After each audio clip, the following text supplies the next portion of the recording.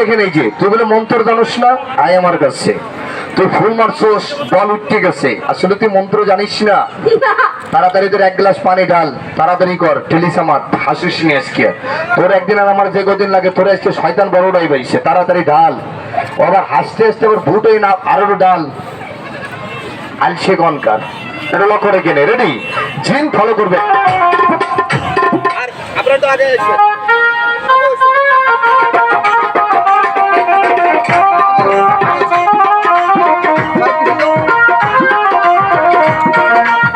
আমি গরিব না বড় লোক?